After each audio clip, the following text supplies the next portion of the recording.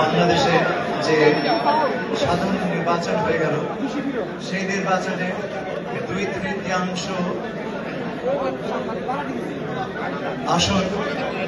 আসনে বিজয়ী হয়ে আমাদের নেতা মাননীয় প্রধানমন্ত্রী জনাব তারেক রহমান সরকার গঠন করেছেন এবং তিনি আমাকে পররাষ্ট্র মন্ত্রী হিসেবে নিয়োগ দিয়েছেন। আমার ছোট ভাই হুমায়ুন সাহেব আপনাদেরকে আমাদের পররাষ্ট্রমন্ত্রী আপনারা জেনে খুশি হবেন যে আমাদের দেশের বর্তমান সরকারে প্রবাসীদের বড় একটা রেপ্রেজেন্টেশন আছে। আমাদের প্রধানমন্ত্রী নিজেই আপনাদের এই শহরে 17 বছর কাটিয়েছেন। হুমায়ুন সাহেব ছোটবেলা থেকে এখানে আছেন।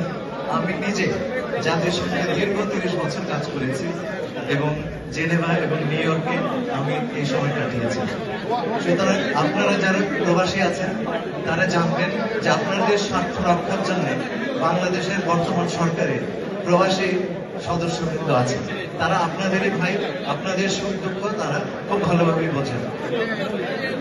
আজকে জনাব হুমায়ুন কবির এবং আমি আমাদের হাই কমিশনে গিয়েছি পরিদর্শন করতে। সেইখানে আমরা হাই কমিশনের সদস্যদেরকে বলেছি যাতে আপনাদের সেবা সর্বোত্তম ভাবে তারা প্রদান করে এবং এই বিষয়ে আমরা কোনো ধরনের গাফিলতি সহ্য করব না। এটা আপনাদের কাছে আমাদের ওয়াদা। শুধু তাই নয়, আপনাদের কাজকর্ম যাতে করে সহজভাবে আমরা সম্পাদন করতে পারি তার জন্য আমরা আলাদা একটা জায়গা নেওয়ার ব্যবস্থা করছি।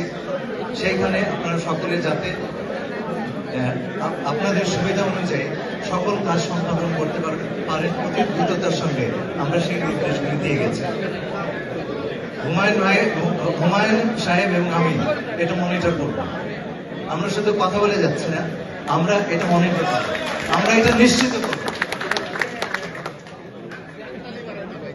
এই আমাদের দূতাবাসগুলিতে শুধু বাংলার নয়, সমস্ত বাংলাদেশের সমস্ত দূতাবাস, সমস্ত কনসুলেট